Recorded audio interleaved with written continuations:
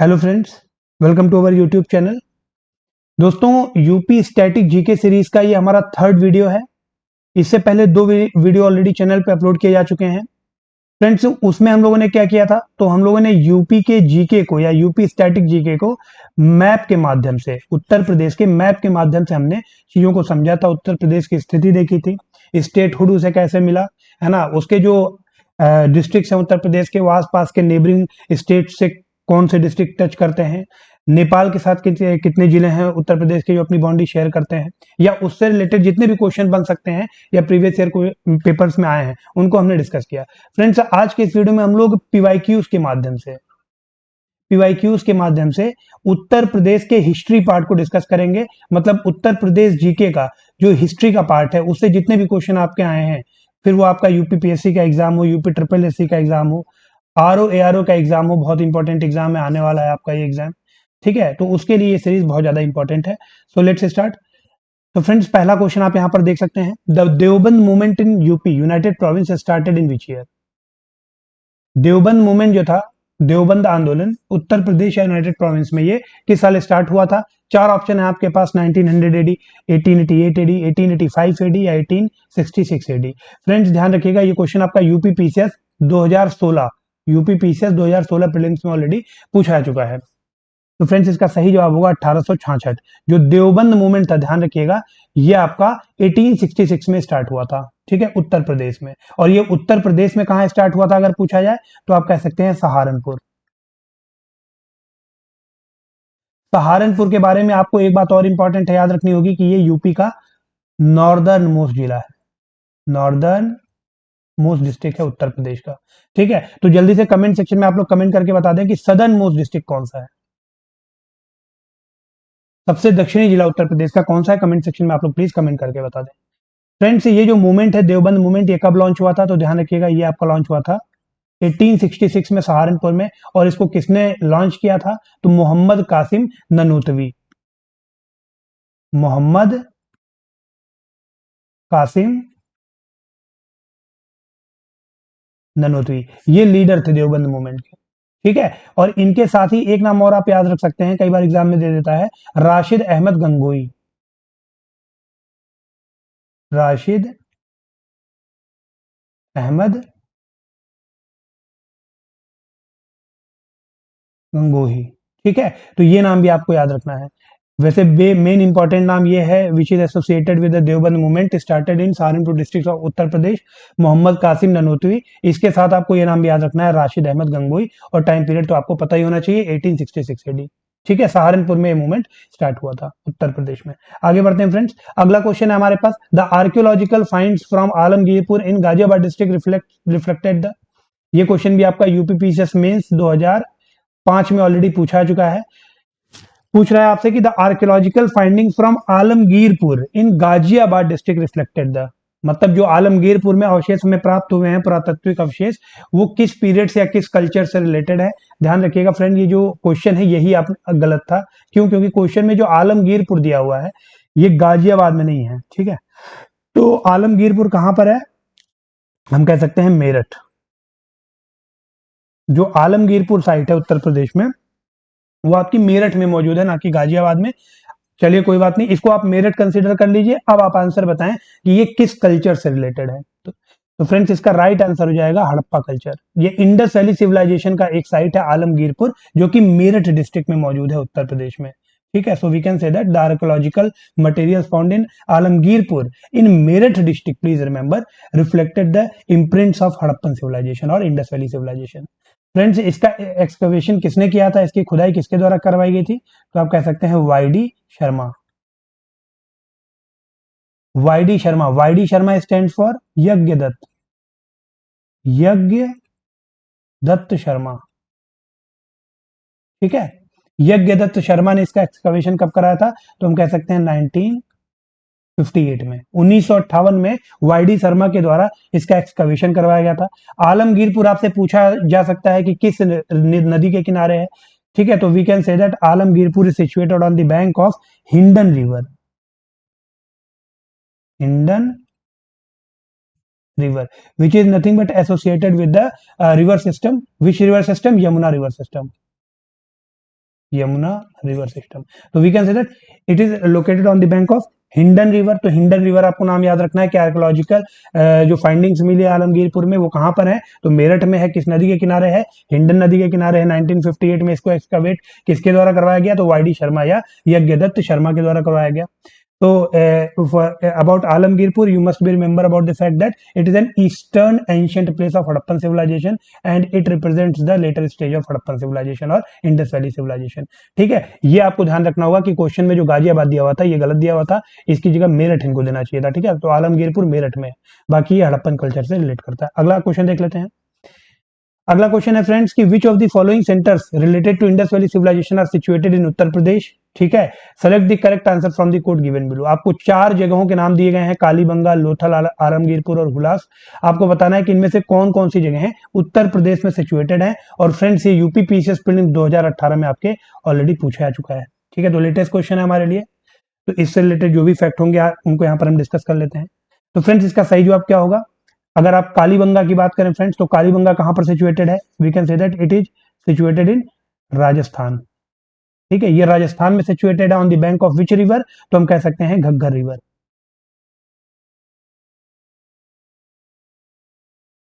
Kalibangan situated in Rajasthan on the bank of Ghaggar river. तो ए पहला ऑप्शन तो हमारा हो नहीं सकता, आप पहला एलिमिनेट अगर कर दें तो ए ऑप्शन गया और बी ऑप्शन गया। देखिए एलिमिनेशन मेथड हमेशा यूज किया कीजिए अगर मोर देन वन स्टेटमेंट का क्वेश्चन है तो। अगर लोथल की बात करें फ्रेंड्स तो it is situated in Gujarat, please remember. जो लोथल है ये आपका गुजरात में मौजूद है ऑन द बैंक ऑफ भोगावा river, on the bank of भोगावा रिवर। एंड भोगावा river is tributary of which river, so please remember Sabarmati. जो भगावा रिवर है ये आपकी ट्रिब्यूटरी है, सहायक नदी है, किस नदी की, साबरमती नदी की। ठीक है, जो कि गुजरात में बहती है। तो लोथल आपका गुजरात में मौजूद है।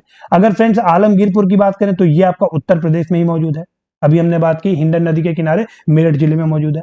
हुलास की अगर बात करें फ्रेंड्स तो ध्यान रखिएगा जो हुलास साइट है ये भी आपका उत्तर प्रदेश में ही मौजूद है। और ये किस डिस्ट्रिक्ट में मौजूद है, तो ये आपका है सहारनपुर में, सहारनपुर डिस्ट्रिक्ट ऑफ उत्तर प्रदेश। ठीक है, तो तीसरा और चौथा ऑप्शन हमारा बिल्कुल करेक्ट है, इसलिए डी ऑप्शन हमारा करेक्ट हो जाएगा इस क्वेश्चन के लिए। ठीक है, तो डी हमारा करेक्ट आंसर होगा।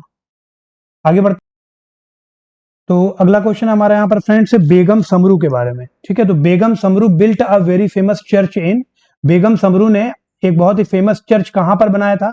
4 ऑप्शन यहाँ पर आपको दिया गया है, माउंट आबू, नैनीताल, सरधाना या कानपुर। तो फ्रेंड्स ये क्वेश्चन भी आपका यूपी पीसीएस में 2012 में ऑलरेडी पूछा जा चुका है। और बेगम समरू ने अपना आप कह सकते हैं सबसे फेमस चर्च कहां पर बनवाया था, तो ये बनवाया था मेरठ में, ध्यान रखिएगा। मेरठ में कहां पर, तो हम कह सकते हैं जो सरदाना तहसील है मेरठ का, सरदाना ई स्टेट, वहां पर इन्होंने सबसे फेमस चर्च बनवाया था। बेगम समरू की टाइमलाइन क्या है, तो 1753 से लेकर के 1836 तक। ठीक है, बेगम समरू किसकी वाइफ थी, तो ध्यान रखिएगा ये वॉल्टर रेनहर्ट की वाइफ थी। वॉल्टर वॉल्टर रेनहर्ट, वॉल्टर रेनहर्ट सोम्ब्रे इनका नाम था। तो सोम्ब्रे बाद में लोकली प्रोनाउंस होने लगा समरू के नाम से। ठीक है, तो अब ये वॉल्टर रेनहर्ट सोम्ब्रे जो थे इन्होंने क्या किया था, तो ध्यान रखिएगा जो आपके बंगाल के नवाब थे नजफ खान, इनकी मदद की थी रोहिला को हराने में। रोहिला जो उस वक्त सरदार था उसका नाम था जबीता खान, जबीता खान। इसको हराने में मदद किसी बंगाल के नवाब नजफ खान की किसने, वॉल्टर रेनहार्ट ने। और इसी के बदले जो बंगाल के नवाब थे नजफ खान, इन्होंने जो आपका सरदाना स्टेट है वो वॉल्टर रेनहार्ट को दिया था।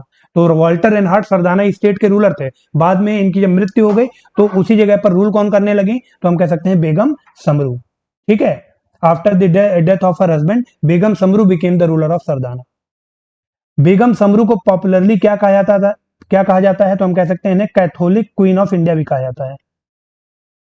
कैथोलिक क्वीन ऑफ इंडिया, ये थी आपकी बेगम समरू। इनके बारे में एक फैक्ट आप और याद रखिएगा कि इन्हें जो मुगल एम्पायर था शाह आलम सेकंड, इसने इनको एक टाइटल दिया था जेब उन निसा का। तो जेबुन निसा का टाइटल बेगम समरू को किसने दिया था, शाह आलम द्वितीय, जो कि आपका मुगल एम्परर था। ठीक है, आगे बढ़ते हैं फ्रेंड्स। अगला क्वेश्चन है which of the following is not correctly matched, आपसे पूछा जा रहा है कि इनमें से इनकरेक्ट कौन सा है। जोश मलिहाबाद, रघुपति साहेब फिराक कानपुर, जिगर मुरादाबाद और चाकबस्त लखनऊ। तो फ्रेंड्स ये क्वेश्चन भी आपका यूपीपीसीएस मेंस 2005 और 2012 इसमें ऑलरेडी पूछा चुका है, तो हमारे लिए इंपॉर्टेंट है। तो इसका सही आंसर क्या हो जाएगा फ्रेंड्स, तो हम कह सकते हैं कि इसका सही आंसर है बी ऑप्शन हमारा। जो रघुपति साहेब फिराक है ये कानपुर के नहीं थे, ये कहां के थे, ये गोरखपुर के थे। ठीक है, अब यहां पर जो जोश मलिहाबादी हैं, ध्यान रखिएगा ये बहुत इंपॉर्टेंट है। जोश मलिहाबादी ये आपके कहां से बिलोंग करते हैं, तो ये मलिहाबाद रीजन से बिलोंग करते हैं और ये एक पाकिस्तानी पोएट थे।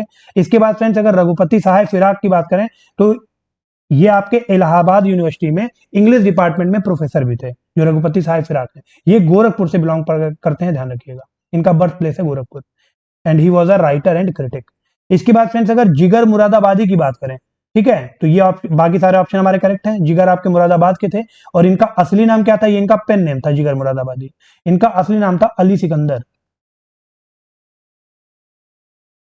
ठीक है, इनकी एक लाइन काफी फेमस हुई है, जो तूफानों में पलते जा रहे हैं वही दुनिया बदलते जा रहे हैं। ठीक है, तो ये फेमस लाइन किसकी है, जिगर मुरादाबादी की, ध्यान रखिएगा। And he was a Urdu poet and गजल राइटर। उसके बाद फ्रेंड्स अगर चाक बस्त की बात करें तो ये आपके लखनऊ से ही बिलोंग करते हैं। अगर दर्द मोहब्बत से इंसा आशरा होता, न कुछ मरने का गम होता, न जीने का मजा होता, तो ये लाइन इनकी है। और इनका असली नाम क्या है, कई बार इनका असली नाम पूछ लिया जाता है एग्जाम में, तो ब्रिज नारायण चाक बस्त, ब्रिज नारायण चाक बस्त, ये इनका असली नाम है। ठीक है, तो आगे बढ़ते हैं फ्रेंड्स। इस क्वेश्चन का सही आंसर क्या हो जाएगा, बी ऑप्शन हमारा करेक्ट हो जाएगा। अगला क्वेश्चन है which of the following pairs is not correctly matched. अब यहां पर आपसे पूछा है कि इनकरेक्ट कौन सा है। पहला ऑप्शन है अमीर खुसरो एटा, दूसरा ऑप्शन है मिर्जा गालिब आगरा, तीसरा है जोश मलिहाबादी और चौथा है आपका राम प्रसाद बिस्मिल इलाहाबाद। तो ये क्वेश्चन भी आपका यूपी पीसीएस मेंस 2009 में ऑलरेडी पूछा जा चुका है। तो फ्रेंड ध्यान रखिएगा, अमीर खुसरो जो थे वो आपके एटा से ही बिलोंग करते थे। हम कह सकते हैं अमीर खुसरो बिलोंग टू पतियाली, ये आपके पतियाली में बिलोंग करते हैं, पतियाली, जो कि अब कहां पर है, तो अब ये कासगंज में है। ठीक है, बाद में पहले ये एटा में था, अब इसको कासगंज डिस्ट्रिक्ट में शिफ्ट कर दिया गया है। और ये कब पैदा हुए थे अमीर खुसरो, तो हम कह सकते हैं 1253 में पैदा हुए थे। तो ये कुछ इंपॉर्टेंट बातें जो आपको याद रखनी होंगी। कई बार ये भी पूछ लिया जाता है कि अमीर खुसरो जो थे वो किसके कंटेम्परेरी थे, तो कई बादशाहों का शासन इन्होंने देखा है। ठीक है, ये बलबन के सबसे पहले जो नेफ्यू था बलबन का, उसके कोर्ट में थे, मलिक छाजू के कोर्ट में, मलिक छाजू ये बलबन का नेफ्यू था। उसके बाद ये बलबन के भी कोर्ट में आए। उसके बाद जब खिलजी डायनेस्टी आ गई तो वहां पर जलालुद्दीन खिलजी के कोर्ट में थे और फिर आपके अलाउद्दीन खिलजी के कोर्ट में थे। तो इतने आप कह सकते हैं बादशाहों के ये कोर्ट पोएट थे अमीर खुसरो।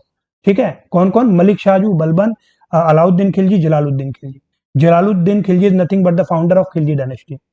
ठीक है, मिर्जा गालिब थे आपके आगरा के, तो ये ऑप्शन भी हमारा बिल्कुल करेक्ट है। मिर्जा गालिब आपके कहां से बिलोंग करते थे, आगरा से। अभी हमने देखा कि जोश जो थे ये जोश मलिहाबाद के थे, तो इन्हें जोश मलिहाबादी कहा जाता था। ठीक है, मिर्जा गालिब अगर आपसे पूछा जाए किसके कोर्ट पोएट थे, तो ध्यान रखिएगा मिर्जा गालिब आपके जो बहादुर शाह जफर सेकंड थे, बहादुर शाह जफर सेकंड, ये इनके कोर्ट पोएट थे। और बहादुर शाह जफर ने इनको एक टाइटल भी दिया था, दाबीर उल मुल्क, दाबीर उल मुल्क। ये टाइटल किसने दिया था, मिर्जा गालिब को, तो ये टाइटल दिया था Bahadur Shah Zafar second. D option हमारा यहाँ पर गलत है, यही हमारा राइट आंसर हो जाएगा इस क्वेश्चन के लिए, क्योंकि राम प्रसाद बिस्मिल जो थे, ध्यान रखिएगा friends, he was born in 1897 in Shahjahanpur district of Uttar Pradesh. तो राम प्रसाद बिस्मिल आपके इलाहाबाद के नहीं थे, ये आपके शाहजहांपुर के थे।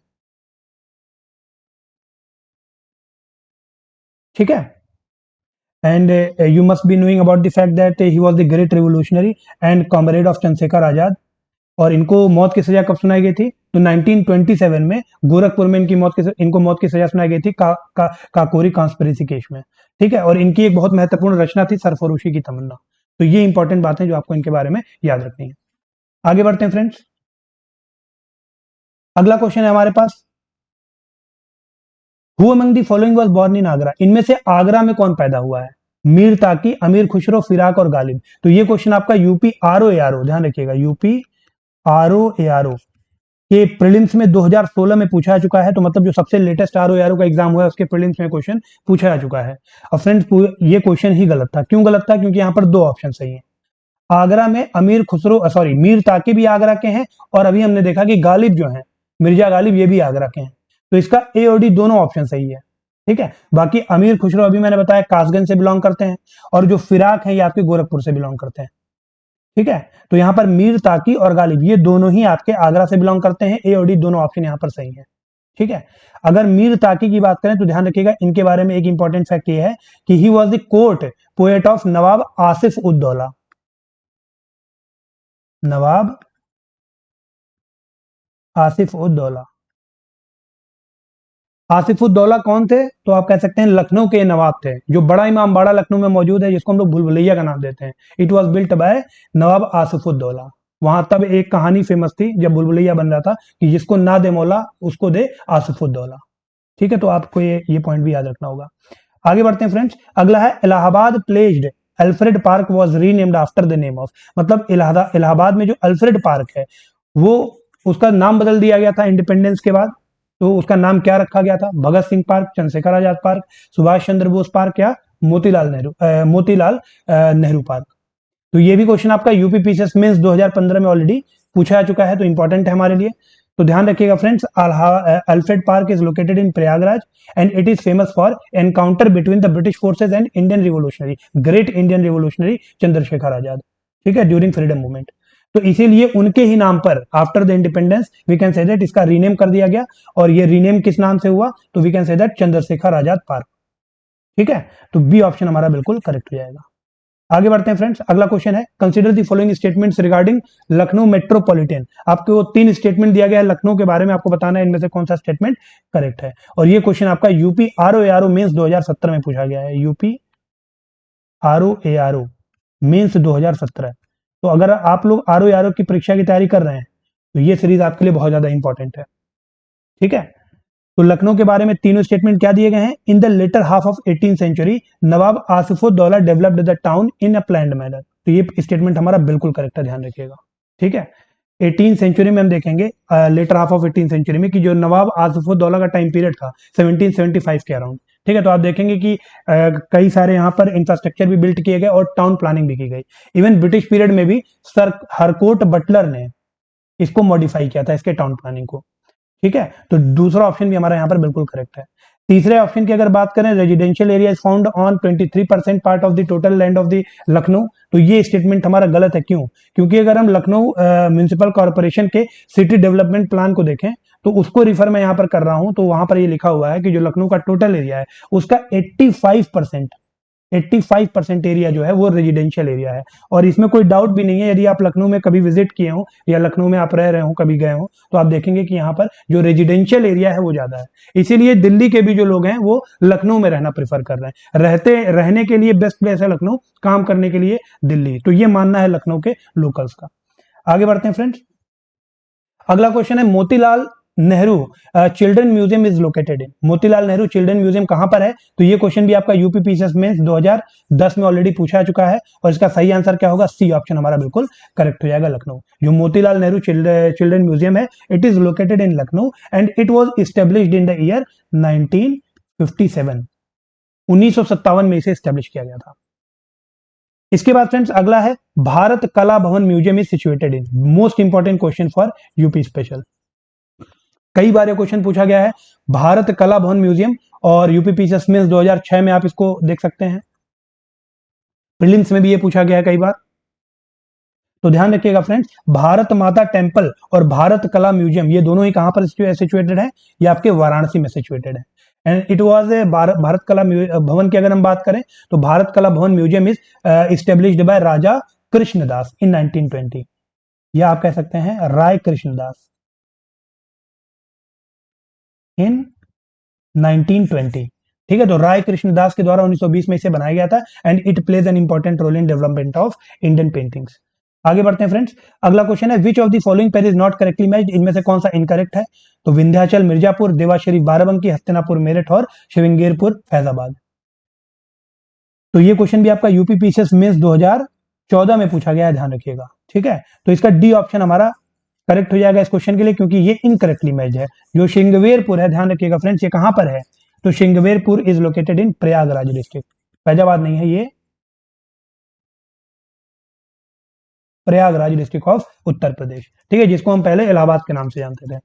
उसके बाद फ्रेंड्स अगर विंध्याचल की बात करें तो इट इज लोकेटेड इन मिर्जापुर। अगर देवा शरीफ की बात करें तो ये बाराबंकी में लोकेटेड है, और हस्तिनापुर आपका मेरठ में लोकेटेड है। तो ये सारे ऑप्शन सही हैं, इसलिए इस क्वेश्चन का आंसर नहीं हो सकता, क्योंकि यहाँ आज से क्या पूछा गया था कि which of the following is incorrectly matched.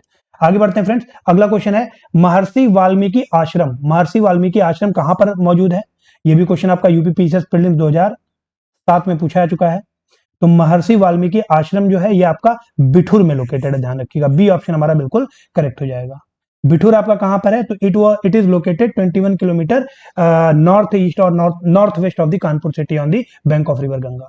Ganga नदी के किनारे कानपुर से 21 किलोमीटर नॉर्थ वेस्ट डायरेक्शन में आप चले जाइए, आपको बिठूर मिल जाएगा, वहीं पर आपका महर्षि वाल्मीकि आश्रम लोकेटेड है।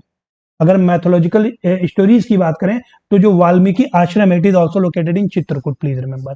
अकॉर्डिंग टू अवर माइथोलॉजी जो वाल्मीकि आश्रम है ये आपका चित्रकूट में भी है, ध्यान रखिएगा, ठीक है। अगर महर्षि वाल्मीकि आश्रम के नाम से क्वेश्चन आता है तो it is located in Bithoor in Kanpur district of Uttar प्रदेश।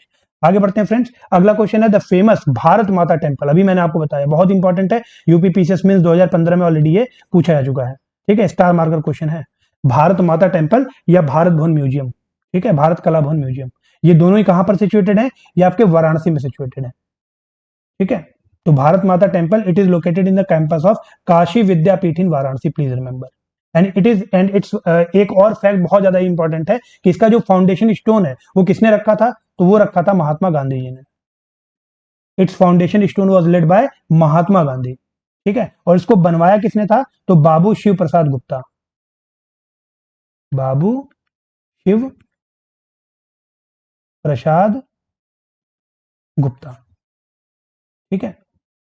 अब यहां पर अगर आप वाराणसी में गए गए हो और यहां पर आपने विजिट किया हो तो आप देखेंगे कि जो पूरा टेंपल का फ्लोर है सेंटर में, उसमें भारत जो है आपका इंडिया, उसका पूरा मैप बना हुआ है स्टोन से, ठीक है।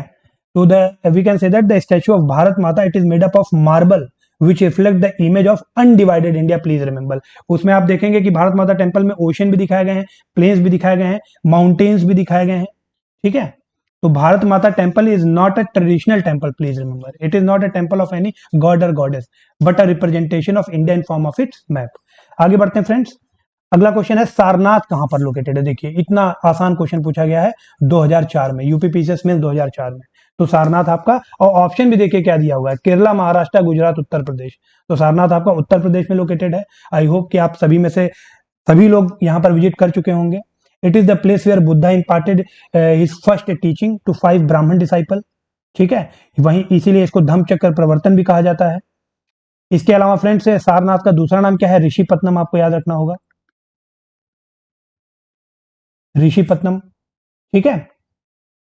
आप देखेंगे कि यहीं पर आपका लॉयन कैपिटल ऑफ अशोका भी मौजूद है, यहां से अपना स्टेट एम्बलम हमने अडॉप्ट किया है। स्टेट एम्बलम कब अडॉप्ट किया गया है? ऑलरेडी मैंने आपको पॉलिटी के लेक्चर्स में बताया है। कमेंट सेक्शन में आप लोग प्लीज कमेंट करके बताएं कि जो स्टेट एम्बलम ऑफ इंडिया है, जिसे लॉयन कैपिटल ऑफ अशोका से लिया गया है, उसे कब अडॉप्ट किया गया, किस डेट को अडॉप्ट किया गया है, ठीक है। तो आप देखेंगे जो सारनाथ रीजन है वहां पर जो मौर्यन एम्पर अशोक थे, उन्होंने बहुत सारे एस्टेब्लिशमेंट करवाए, कई स्तूपा यहाँ पर इन्होंने बनवाए, ठीक है, कई स्तंभ बनवाए, पिलर्स जिनको हम कहते हैं, ठीक है। सिंह श्रेष्ठ स्तंभ जो है वो काफी फेमस है। आगे बढ़ते हैं फ्रेंड्स, अगला क्वेश्चन है दयाल बाग जो कि आगरा में मौजूद है, इट इज एसोसिएटेड विद। तो जो दयाल बाग है आगरा में किससे एसोसिएटेड है? ये भी क्वेश्चन आपका यूपी पीसीएस में 2008 में पूछा जा चुका है। तो कबीर पंथ से रिलेटेड है, नाथ संप्रदाय से रिलेटेड है, रामानुज संप्रदाय से रिलेटेड है, या राधा स्वामी सेक्ट से रिलेटेड है। तो ध्यान रखिएगा फ्रेंड, जो दयाल बाग है आगरा में it is associated with the Radha Swami sect, ठीक है। डी ऑप्शन इसका करेक्ट हो जाएगा। अगला क्वेश्चन है आपका मैच द फॉलोइंग का क्वेश्चन है, और ये क्वेश्चन आपका यूपी पीसीएस मेंस 2014 में पूछा जा चुका है। तो फतेहपुर सीकरी एक तरफ दिया हुआ है, जौनपुर सिटी दिया हुआ है, आगरा सिटी, जामा मस्जिद ऑफ बदायूं, और दूसरी तरफ रूलर्स के नाम लिखे हुए हैं। बेसिकली एक तरफ आपको सिटी दी गई है, दूसरी तरफ फाउंडर्स के नाम दिए गए हैं, आपको मैच दी फॉलोइंग या सही मिलान करना है। तो Fatehpur Sikri we can say that it is established by whom, it is established by Akbar, ठीक है, अकबर ने ये एस्टेब्लिश किया था। इवन फतेहपुर सीकरी को आप देखेंगे अकबर ने अपनी कैपिटल भी बनाई थी 1571 से लेकर के 1585 तक। जो वो मुगल एम्पायर की कैपिटल थी अकबर की, वो क्या थी? वो थी आपकी फतेहपुर सीकरी। यहीं पर आपका होली टॉम्ब ऑफ हजरत शेख सलीम चिश्ती की दरगाह भी मौजूद है। ठीक है, तो अकबर ने यहां पर इसको अपनी कैपिटल क्यों बनाई थी? सिर्फ इसी वजह से बनाई थी, because it is associated with Sheikh Salim Chishti. Akbar जो थे वो इनका बहुत सम्मान करते थे। ठीक है, सूफी सेंट थे ये शेख सलीम चिश्ती। उसके बाद फ्रेंड जौनपुर सिटी लिखी हुई है। It is established by whom? It is established by Firoz Shah Tughlaq. Firoz Shah Tughlaq ने अपने कजन ब्रदर जौना खान की याद में जौनपुर सिटी का निर्माण किया था। कब किया था? तो 1359 में। 1359 में। जौना खान कौन था? तो आई होप कि आपको ये पता होगा। जौना खान था आपका एमबीटी, मोहम्मद बिन तुगलक। ठीक है, तो जौना खान नाम था एमबीटी का, मोहम्मद बिन तुगलक का, और वो कजन ब्रदर था किसका? फिरोज शाह तुगलक का। अगर पूछा जाए कि इनके पिता का क्या नाम था, तो वो हुआ nothing but the founder of Tughlaq dynasty, Ghiyasuddin Tughlaq.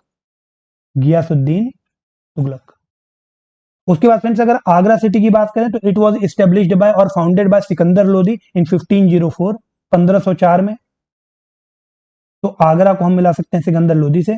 और जामा मस्जिद जो बदायूं वाली है, it was built by a ruler of slave dynasty which is nothing but Iltutmish. तो Jama Masjid of Badaun it is built by Iltutmish, जो कि स्लेव डायनेस्टी से बिलोंग करता था। ठीक है, आगे बढ़ते हैं फ्रेंड्स। अगला है whose tomb is in Chunagarh? He is Chunagarh में किसका मकबरा मौजूद है? तो ध्यान रखिएगा, भारथारी का मकबरा मौजूद है चूनागढ़ में। बी ऑप्शन हमारा करेक्ट हो जाएगा। यूपी पीसीएस प्रीलिम्स 2006 में क्वेश्चन पूछा जा चुका है। ठीक है, 2006 में। तो चूनागढ़ कहां पर है? सॉरी, चुनारगढ़ कहां पर है आपका? इट इज लोकेटेड इन मिर्जापुर। चुनारगढ़ आपका कहां पर है? मिर्जापुर में लोकेटेड है, जो कि आप कह सकते हैं district of eastern Uttar Pradesh है। ठीक है, यहाँ पर एक चुनार टाउन मौजूद है, वहीं पर आप कह सकते हैं चूनागढ़ मौजूद है। यहाँ पर और भी कुछ इंपॉर्टेंट या आप कह सकते हैं टूरिस्ट प्लेस हैं घूमने लायक, जैसे सोनवा मंडप। सोनवा मंडप आपका हो गया। उसके बाद आप कह सकते हैं बावन खंबा, बावन खंबा, और भरथारी का मौसोलियम या फिर भरथारी का मकबरा। ठीक है, तो ये कुछ जगह है यहाँ पर। आगे बढ़ते हैं फ्रेंड्स। अगला क्वेश्चन है हमारा यूपी पीसीएस मींस 2017 में ऑलरेडी ये पूछा चुका है। The culture of Uttar Pradesh has a historical past, it consist of which among the following? जो उत्तर प्रदेश में हिस्टोरिकल प्लेसेस हैं, जो कि आप कह सकते हैं हिस्टोरिक पीरियड से बिलोंग करते हैं जो प्लेसेस, आपको वो प्लेसेस पहचानने हैं। तो बुद्धा, रामा, नवाब और महाराजा, ये चार ऑप्शन दिए गए हैं और आपको बताना है इनमें से कौन हिस्टोरिक पीरियड से रिलेट करता है। तो आपको पता है जो हिस्ट्री है हमारी, वो उसके दो टाइमलाइन है, एक है आपका प्री हिस्टोरिक टाइम और एक है आपका historic time. We can say that the period whose knowledge is based on the archaeological evidences, it is known as prehistoric time। और वहीं पर अगर कुछ रिटन एविडेंसेस हैं हमारे पास किसी पीरियड के, तो उसे हम हिस्टोरिक पीरियड कहते हैं। तो जो श्री राम जी का पीरियड था वो आप देखेंगे कि it was pre historic time. हम कह सकते हैं कि हमारी जो स्टडी है श्री राम के बारे में, वो आप देखेंगे प्री हिस्टोरिक टाइम का है, मतलब it was based on the archaeological evidences. वहीं पर अगर हम बुद्धा की बात करें, नवाब की बात करें या महाराजों की बात करें, तो इनके लिए हमारे पास रिटन एविडेंसेस भी मौजूद हैं। तो यहाँ पर 1, 3 एंड 4 ऑप्शन हमारा करेक्ट हो जाएगा। आप देखिए 1, 3 एंड 4 कहां पर दिया हुआ है? 1, 3 एंड 4 सी ऑप्शन हमारा दिया हुआ है, तो ये हमारा करेक्ट हो जाएगा इस क्वेश्चन के लिए। ठीक है, आगे बढ़ते हैं फ्रेंड्स। अगला क्वेश्चन है हमारे पास मैच द फॉलोइंग का। तो एक दो लिस्ट आपको दी गई है, एक जगह एक तरफ प्लेसेस दिए गए हैं, दूसरी तरफ कहां पर वो सिचुएटेड है इसका नाम दिया हुआ है। ठीक है, तो ये क्वेश्चन भी आपका यूपी पीसीएस में 2008 में पूछा जा चुका है। तो जो फ्रेंड कनक भवन है, ध्यान रखिएगा, it is situated in Ayodhya. Kanak Bhawan आपका कहां पर है? ये आपका है अयोध्या में। कामतगिरी माउंटेन्स जो है ये आपके हैं चित्रकूट में। ठीक है, जो कामतगिरी माउंटेन्स हैं ये आपकी चित्रकूट में है। कलिंजर का किला कहां पर है? बहुत ही महत्वपूर्ण है, बांदा में मौजूद है। एंड आप कह सकते हैं ये क्वेश्चन स्पेशली अलग से यूपी आरओ मींस 2013 में पूछा जा चुका है। RO means 2013। ठीक है, तो इसमें क्वेश्चन पूछा चुका है कि कलिंजर फोर्ट कहां पर सिचुएटेड है? तो ये आपका बांदा में सिचुएटेड है। Historic it has some historical and strategical importance. We can say that it is a very strategic fort of Bundelkhand area. ठीक है, एंशिएंट टाइम पे ये किसके कंट्रोल में था कलिंजर का फोर्ट? तो it was under the control of Jejak Bhukti empire. जो जिजाग भुक्ती एम्पायर था एंशिएंट टाइम में 1569 के दौरान आप देखेंगे कि अकबर ने इस फोर्ट पर कॉन्कर किया और ये फोर्ट बीरबल को गिफ्ट कर दिया।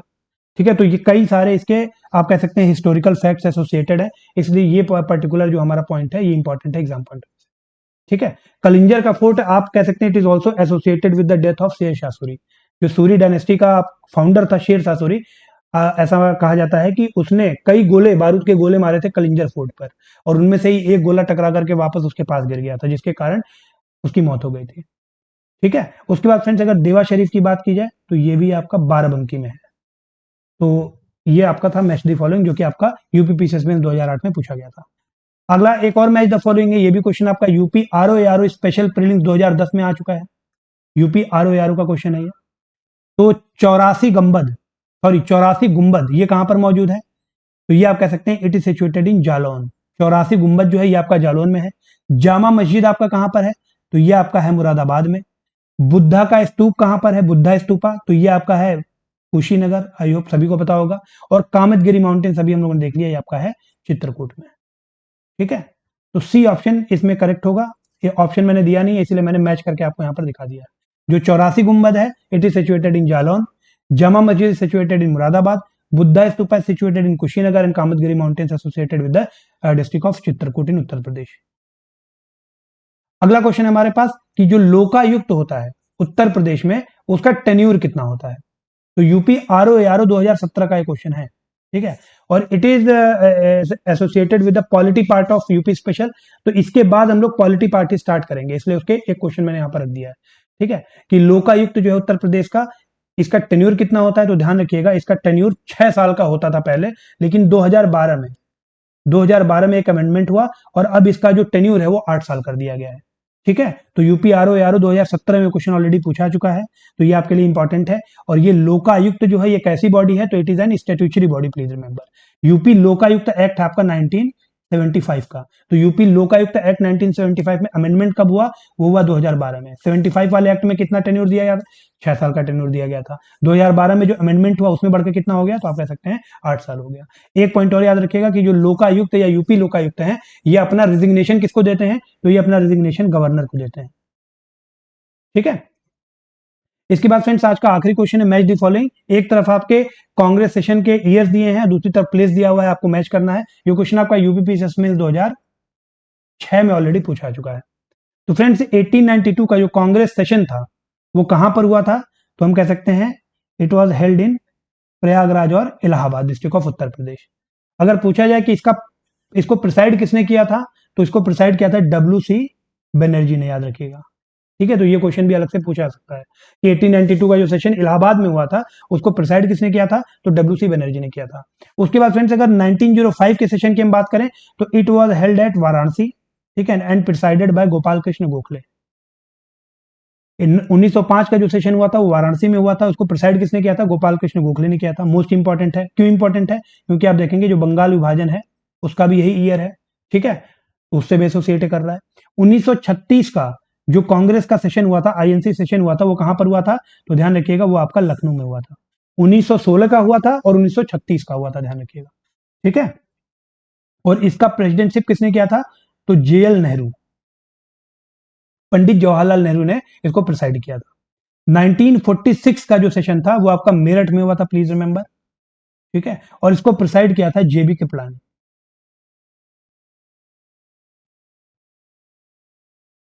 तो ये कुछ इंपॉर्टेंट क्वेश्चंस थे। अच्छा, यहीं पर कमेंट सेक्शन में एक क्वेश्चन आप हम बता दें कि INC के जितने सेशन हुए थे उसमें से कितने सेशन उत्तर प्रदेश में हुए थे, यूपी में हुए थे? INC के जितने भी सेशन हुए 1947 तक, ठीक है, उसमें से कितने सेशन आपके टिल इंडिपेंडेंस उत्तर प्रदेश में हुए हैं? तो ये क्वेश्चन आपको कमेंट सेक्शन में इसका आंसर देना है। Okay friends, so thank you so much for participating in this session.